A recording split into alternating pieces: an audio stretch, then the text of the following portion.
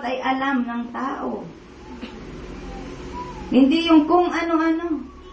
Magpapakamatay ako kapag hindi ko nakuha ang bagay na ito.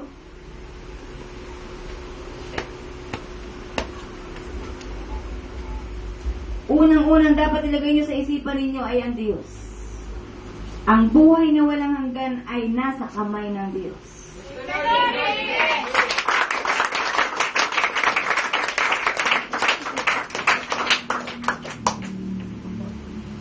At darating dito yan sa bansang Pilipinas. Hindi lamang sa Japan. Dadaan dito sa Pilipinas.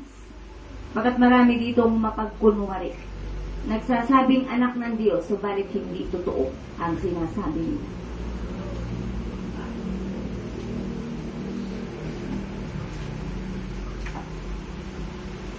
Kaya kung ano man kayo ngayon, na nakarating kayo rito, mag-isip-isip kayo. Walang pwedeng makahadlang sa inyo. Pag araw ng linggo, makarating lang kayo rito.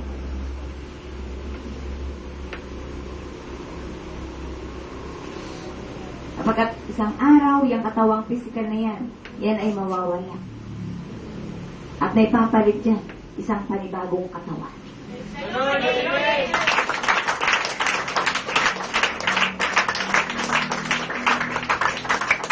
Kaya kung mga simpleng sakit-sakit lamang, maging malalala ang karamdaman yan, huwag ninyong katakutan. Huwag ninyong gawing dahilan para huminto kayo sa paglapit sa Diyos. Pagkat ang Diyos ang magiging kalakasan ninyo para magtagumpay kayo sa mga darating na salot sa buhay niyo. Maliit lang ang bansang Pilipinas para hindi nyo makita ang mangyayari dito. Pero hindi ito exempted.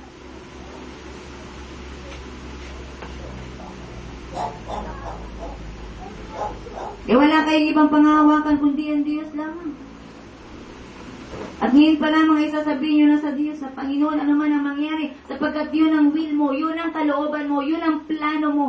Basta alalahanin mo lang ang pangalan ko. Di ba sinabi na sa inyo? Nung nakaraan, Panginoon, ang pangalan ko ay si Juliet. Huwag mong kalilimutan ang pangalan nito, ano man ang mangyari sa paligid, Panginoon. Nagsisikap akong tuwing araw ng linggo ay nasa gawain mo. At nagsisikap ako na ang puso ko ay makasunod sa lahat ng nais mo. Kaya, Panginoon, huwag mo akong kalilimutan. Uulitin ko. Ang buong pangalan ay banggitin mo. Juliet Peña. Ulit-ulitin mo yan sa Diyos, Panginoon, ito ang pangalan ko na ibinigay sa akin noong bininyagan ako. Baka magkamali ng pagsulat sa aklat ng buhay at kapag hinanap na ang pangalan ko ay hindi masumpungan.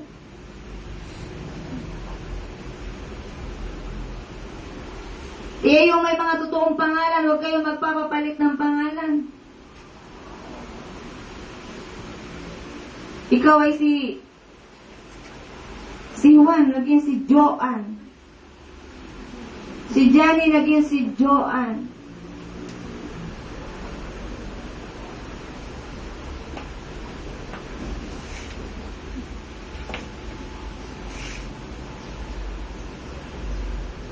Panginoon, hindi ako sigurado na maliligtas ako sapagkat ako isang makasalanan. Turuan mo akong magbago. Patawarin mo ako sa lahat ng aking mga nagawang pagkakamali. Hindi pa ako sigurado na ako'y makakapasok sa langit. Pero Panginoon, walang imposible sa iyo. Kaya nga ako'y nagsusumamo. Forgive me, Father. In Jesus' name. Dapat kayong lahat ay ganyan na ngayon. Tumawag sa Diyos, lumapit sa Diyos nang may dalang kapakumbabaan mula sa inyo mga puso at kalooban.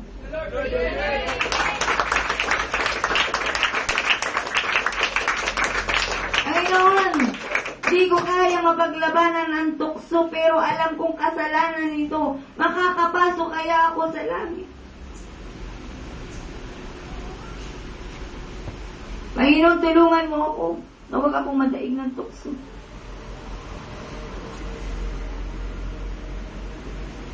Ang taong lumalapit sa Diyos para magpasaklolo ay sinasaklolohan ng Diyos. Pag At ang nais ng Diyos ay maligtas ang tao. Kaya kailangan lamang na ang tao ay lumapit sa Diyos. At yan ang hinihintay na ng Diyos ngayon. Praise the Lord! Amen!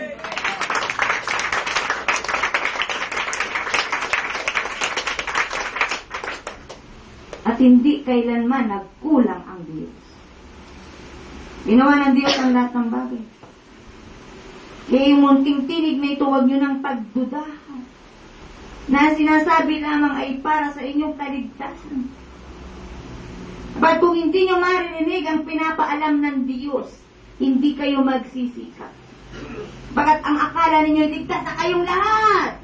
Pero hindi yun ang buong katotohanan. Maraming hindi maliligtas. Amen!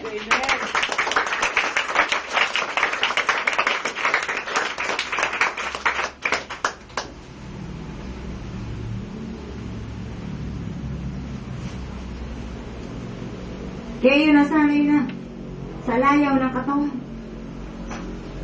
Nasanay na sa kung ano-anong kasiyahan. Napansamantala naman. Pakatandaan ninyo, mayroong buhay na walang hanggan at mayroong kamatayang walang katapusan. At kaindik-indik ang kasasapitan noong sa impyerno pupunta. Kung sa langit ay may buhay na walang hanggan, sa impyerno ay walang hanggang pagdurusa. At mararamdaman ninyo yung kung papaano sa langit ang mga anak ng Diyos ay nagsasaya kasama ang Diyos. Sa impyerno ay nalulungkot naman at tumatangis ang mga makasalanan.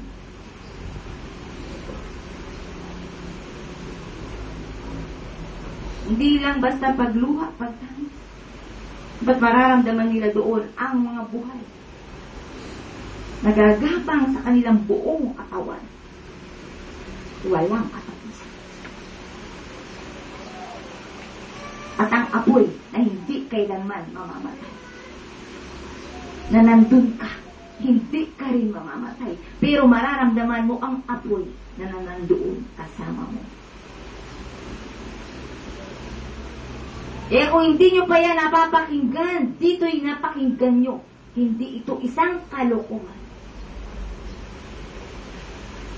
Kayo ang magdidesisyon.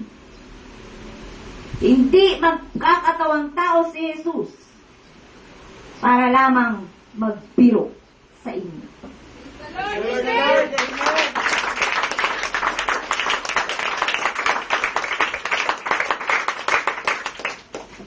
Hindi gagawin ng Ama ang kanyang bugtong na anak ay maparusahan. Walang kasalanan. Subalit siya nagpata ng hirap para sa inyo. Kaya kung ang maliit na boses na ito ay hindi kayang paniwalaan ng mga tao, wala nang magagawa ka ang Diyos.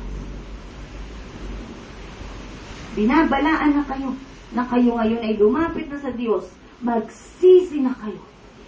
Iwan na ang kasalanan ninyo at sumunod na kayo kay Jesus.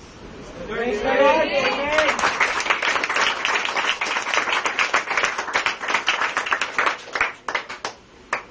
Di nyo man kayang unawain paano nagkaroon ng isang tinig.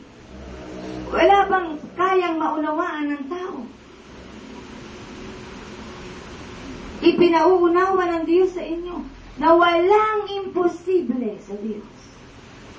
Kayang gawin ng Diyos ang pinaka-imposibleng bagay para sa tao. Praise the Lord! Amen!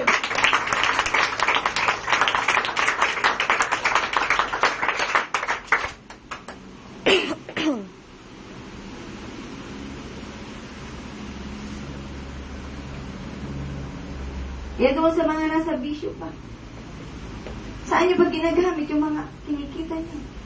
Sa walang kabuluhan. Pasyal dito, pasyal doon, kain dito, kain doon. Kumain ka, tama lamang.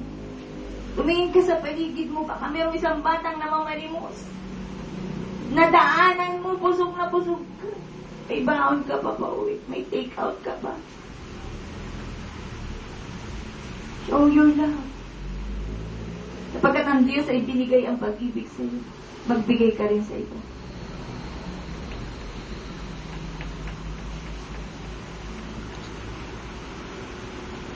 Kaya pinabala ng lahat ng mahilig sa computer. Pakatandaan ninyo, mag-iingat kayo. Ang daming pakana ni Satanas sa computer! Nandyan lahat ang pakana ni Satanas. At yung mga walang kaisip-isip, nagbata pa, immoral na dahil sa computer.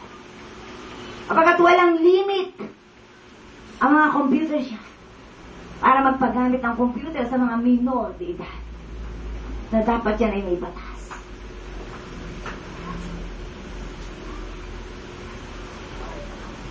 Kung sa television may nakalagay na parental guidance, sa computer ba may makikita kayong parental guidance? Parental guidance, ibig sabihin ay ginagabayan ng mga magulang.